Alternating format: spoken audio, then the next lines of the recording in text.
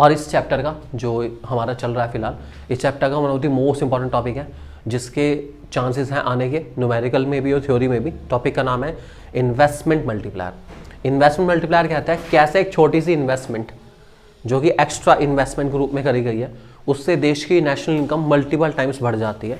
क्यों ऐसा होता है कि छोटी सी इन्वेस्टमेंट मल्टीपल टाइम्स का रिटर्न देती है देश को, और कैसे वो दे सकती है वो हमें इन्वेस्टमेंट मल्टीप्लायर के थ्रू पता चलता है। तो चलिए शुरू करते हैं इस टॉपिक को।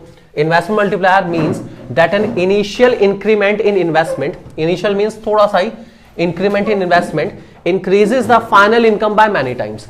थोड़ी सी इन्वेस्टमेंट बढ़ा दो तो नेशनल इनकम कई गुना बढ़ जाएगी। इसी को हम लोग कह के चलते हैं इन्वेस्टमेंट मल्टीप्लायर। क्या बढ़ानी है? थोड़ी सी इन्वेस्टमेंट, और उसका रिजल्ट मिलेगा बहुत सारी नेशनल इनकम बढ़ जाएगी। थोड़ी सी इन्वेस्टमेंट से बहुत सारी नेशनल इनकम जब बढ़ती है, इस कंसेप्ट को इन्वेस्टमेंट मल्टीप्लायर का नाम दिया जाता है। एक छोटा सा है, इन्वेस्टमेंट मल्टीप्लायर का सिंबल होता है हमारे पास के, ठीक है, और ये रेशियो होती है increase in income due to increase in investment. इसका फॉर्मूला बन जाता है K equals to delta Y, that is change in income due to change in investment.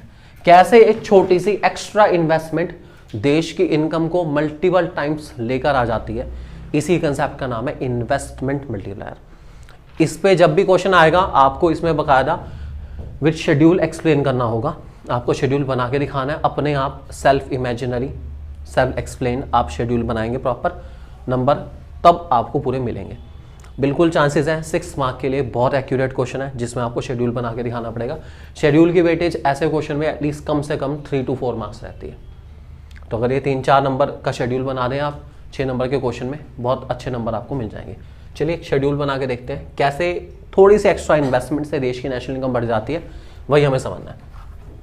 मान के चलते हैं देश में जो इन्वेस्टमेंट चल रही है वो तो चल ही रही है, सरकार जितना कर रही है वो तो कर ही रही है। इस बार सरकार ने 1000 करोड़ की इन्वेस्टमेंट एक्स्ट्रा करी है। कितने की? 1000 करोड़ की इन्वेस्टमेंट एक्स्ट्रा कर दी, ठीक है। अब सरकार जब भी इन्वेस्टमेंट करती है तो वो पैसा कहाँ जाता है? पब्लिक के पास जाता है। डायरेक्टली जाए इनडायरेक्टली जाए, जाना पब्लिक के पास ही है। कैसे? सरकार ने मान लो इन्वेस्टमेंट करी, एक फ्लाईओवर कंस्ट्रक्ट कराने का फैसला करा, उसको बनाने की कॉस्ट है 1000 करोड़, ठीक है। अब उस फ्लाईओवर का कॉन्ट्रैक्ट किसी कंपनी को देगी, ABCD कोई भी कंपनी है, उस कंपनी के पास 1000 करोड़ चले गए। अब वो कंपनी रॉ मटेरियल खरीदेगी, चाहे वो सीमेंट स्टील कुछ भी खरीदेगी इससे प्राइवेट सेक्टर से। वो आगे लेबर को हायर करेगी, लेबर प्राइवेट सेक्टर से, ठीक है। तो जो भी काम करवाएगी सारा किससे होगा? प्राइवेट सेक्टर से। अल्टीमेटली पैसा किसके पास जाएगा? प्राइवेट लोगों के पास। पैसा तो बटेगा किसके पास? पब्लिक के पास, ठीक है। तो वो पैसा किसके पास चले आएगा? पब्लिक के पास, ठीक है। इट मीन्स उस इन्वेस्टमेंट की वजह से पब्लिक की इनकम या जो इनकम है बेसिकली वो कितनी बढ़ गई? पूरे 1000 करोड़ बढ़ गई। बढ़ेगी या नहीं बढ़ेगी ये बताओ? पैसा किसके पास आ गया? पब्लिक के पास आ गया, ठीक है। अब पब्लिक की आदत है, जो पैसा उसके पास होता है उस पैसे को या तो पब्लिक कंज्यूम करती है या फिर सेव करती है। तो हमने क्या करा? मान के चलते हैं। अब यहां पर हमारी अजम्पशन है और वो अजम्पशन बहुत इंपॉर्टेंट है, ठीक है। डेल्टा सी डेल्टा से दोनों बहुत इंपॉर्टेंट है। डेल्टा सी डिफाइन करता है कि पब्लिक के पास जो पैसा आ रहा है उसमें से कितना % पब्लिक उसे खर्च करेगी और कितना % उसे सेव करेगी। सब इन्वेस्टमेंट मल्टीप्लायर इसी के ऊपर बेस्ड है। तो ये हमारी इमेजिनेशन है, हम लोग खुद अज्यूम करके चल रहे हैं कि जो पैसा आ रहा है पब्लिक के पास, ठीक है, वो 20% ही सेव कर रही है, ठीक है, और 80% क्या कर रही है?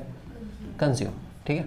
इट मीन्स क्वेश्चन के हिसाब से अगर देखा जाए तो हमारी MPS 20% है, यहाँ पर हमने अज्यूम करी है, और MPC ऑटोमेटिकली होगी कितनी? 80% हो गई, ठीक है। तो इस बात को ध्यान रख के चले, माइंड में सेट करके चले। सेविंग कितना % करी जा रही है वो MPS है, और कंजम्पशन कितने % करा जा रहा है वो MPC होता है, आपको पता है बहुत अच्छे से, ठीक है।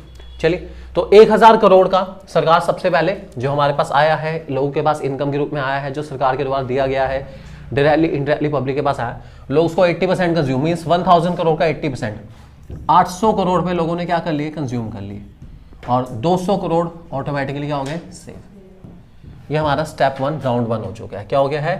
राउंड 1। आप यहाँ लिख सकते हैं राउंड चल रहे हैं सारे के सारे, ठीक है। This is round 1। राउंड 1 में ये रिजल्ट रहा है, ठीक है। नो प्रॉब्लम, रह सकता है, कोई बड़ी बात नहीं है। चलिए, अब एक छोटा सा रूल है। वो रूल क्या कहता है? और रूल बहुत इंपॉर्टेंट है। वो रूल कहता है कि एक इंसान का खर्चा दूसरे के लिए कमाई बनता है। वन पर्सन कंजम्पशन या one person expenditure is income for the other. जब जब एक इंसान खर्च करेगा कोई और कमाएगा, कोई और खर्च करेगा कोई और कमाएगा, कोई और खर्च करेगा कोई और कमाएगा। जो आपका खर्चा है वो किसी ना किसी के लिए कमाई जरूर है।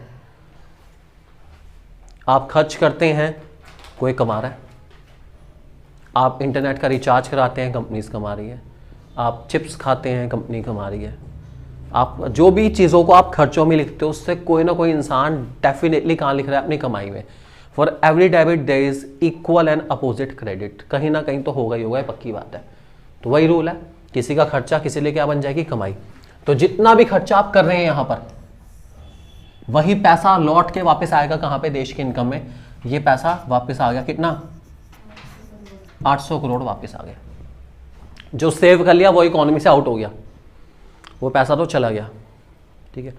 लेकिन जो आपने कंज्यूम करा वो पैसा लौट कर इकोनॉमी में आया है, कितना, 800 करोड़। वही सेम हर बार जैसे चल रहा है, 80% कंज्यूम, मतलब 640 करोड़ कंज्यूम करेंगे और बाकी कितने, 160 करोड़ सेव करेंगे, ठीक है। ये आ गया हमारा कौन सा, राउंड 2, ठीक है। अब डेल्टा आई में कुछ नहीं आया क्योंकि सरकार ने जो इन्वेस्टमेंट करी थी एक्स्ट्रा, बस वही चल रही है, वही चल रही है। और ये तब तक चलती रहेगी, चलती रहेगी, चलती रहेगी, जब तक extra income, additional income zero नहीं होती, तब तक ये चलती रहेगी। अभी खत्म नहीं हुआ, ये 640 करोड़ फिर कंज्यूम हुआ है, तो 640 करोड़ फिर आ जाएगा कहाँ पे, इनकम में। लोग फिर इसको क्या करेंगे, कंज्यूम एंड सेव। 80% कंज्यूम करेंगे तो 512 कंज्यूम हो गया इसका, और 128 हमारा क्या हो गया, सेव हो गया,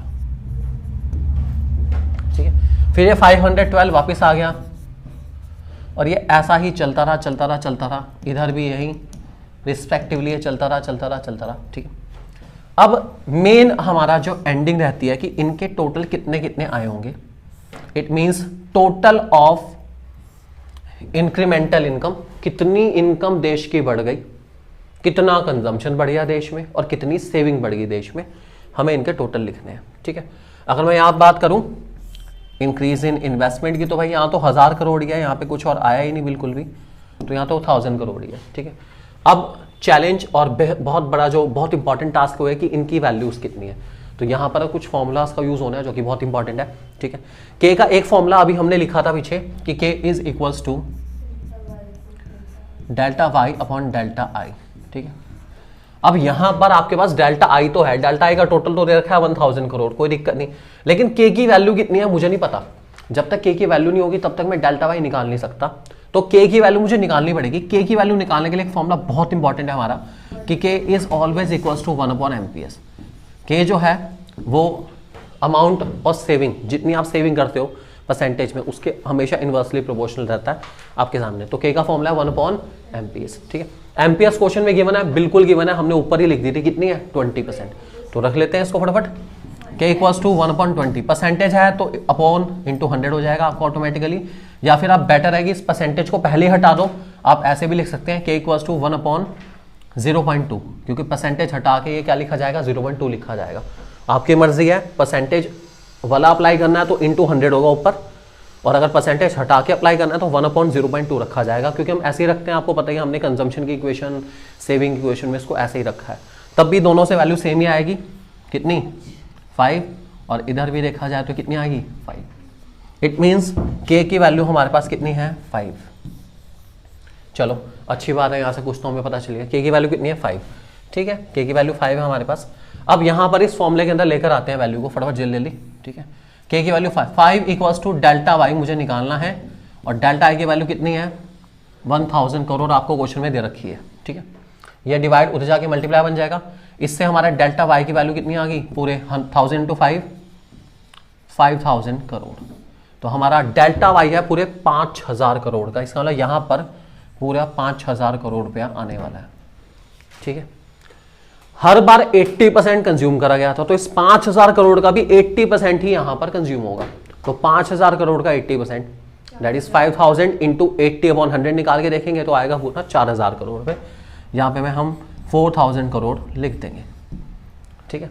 और रिमेनिंग पार्ट 20% सेव हो रहा था, तो 5000 इनकम थी, 4000 कंज्यूम हो गया, तो कितना बचा, ऑब्वियस ही बात है, तो कॉमन सेंस आ गई, 1000 हमने क्या कर लिया, सेव कर लिया। तो ये जो आपके सामने टेबल बनी हुई है पूरी, इसी टेबल को कहते हैं इन्वेस्टमेंट मल्टीप्लायर, कि कैसे 1000 की एडिशनल इन्वेस्टमेंट से देश की इनकम पूरे 5000 करोड़ पे बढ़ गई।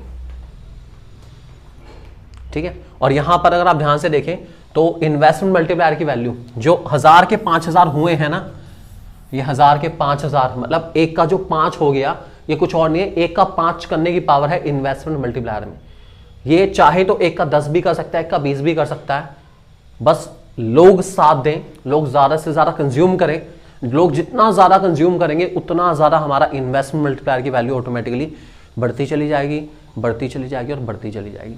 और अगर लोग सेव कर लेते हैं तो इन्वेस्टमेंट मल्टीप्लायर की वैल्यू अपने आप ही कम हो जाएगी, क्योंकि जितना पैसा सेव होता जाएगा वो इकोनॉमी से क्या हो जाता है, आउट। लेकिन जितना पैसा लोग कंज्यूम करेंगे वो वापस आएगा इकोनॉमी के अंदर। कंट्रीब्यूट तो ये कर रहा है डेल्टा सी, डेल्टा एस नहीं कर रहा। कौन कर रहा है? डेल्टा सी बहुत इंपॉर्टेंट है। इसीलिए इकोनॉमी को प्रॉपरली रन करने के लिए कंजम्पशन चलते रहना चाहिए, चलते रहना चाहिए, चलते रहना चाहिए। कंजम्पशन नहीं रुकना चाहिए बिल्कुल भी, क्योंकि कंजम्पशन रुक गया तो इकोनॉमी अपने आप ही रुक जाएगी बिल्कुल। तो इस बात को ध्यान रख के चलिए, ठीक है।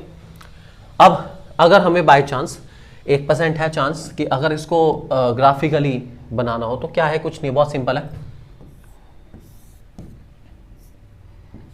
ये हमारी एग्रीगेट सप्लाई है, ये हमारी एग्रीगेट डिमांड है, ठीक है। ये हमारा इक्विलिब्रियम है, ठीक है। ये इतनी हमारे देश की मान लीजिए इनकम है, ठीक है। फिलहाल इतनी इनकम देश में चल रही है, ठीक है। इन्वेस्टमेंट मल्टीप्लायर क्या आता है कि हमने देश की इन्वेस्टमेंट को बढ़ा दिया। अब आपको याद होना चाहिए एडी जो है वो C+I का सम होता है, ठीक है, कंजम्पशन इन्वेस्टमेंट का सम होता है। अब अगर मैं इसमें इन्वेस्टमेंट बढ़ा देता हूं तो ऑब्वियस ही बात है एडी भी थोड़ी सी बढ़ जाएगी, तो एडी ऊपर शिफ्ट हो जाएगी, थोड़ी सी एडी ऊपर शिफ्ट हो गई, ठीक है। जब एडी ऊपर शिफ्ट हुई तो ऑब्वियस ही बात है इक्विलिब्रियम भी ऊपर शिफ्ट होगा। इक्विलिब्रियम ऊपर शिफ्ट होगा तो नीचे आपको ध्यान से देखने को पता चलेगा कि क्वांटिटी या नीचे जो हमने इनकम ले रखी थी, इनकम भी पहले से क्या होगी, बढ़ गई, ठीक है। इट मींस थोड़ी सी एक्स्ट्रा इन्वेस्टमेंट से हमारे देश की नेशनल इनकम बढ़ गई है।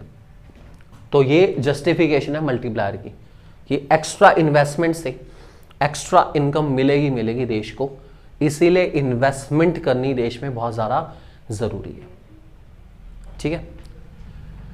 ये हमारी वर्किंग है मल्टीप्लायर की। यहाँ पर अपने हिसाब से टेबल इन्होंने लिए है, हमने अपने हिसाब से टेबल ली थी। आप टेबल को मॉडिफाई करेंगे। यहाँ पर जो टेबल ले रखी है उसमें इन्वेस्टमेंट 100 करोड़ की करी है इन्होंने, ठीक है। और यहाँ पे मेंशन करा कि जो MPC है वो हम 0.9 दैट इज 90% कंज्यूम कर रहे हैं और 10% सेव कर रहे हैं। आप आराम से इस टेबल को कंस्ट्रक्ट करके देखेंगे एक बारी, सेम जैसे टेबल आपको बताई गई थी ऐसे आप कंस्ट्रक्ट करेंगे। आपको डेल्टा ही दे रखा है कितना, 100 करोड़, ठीक है।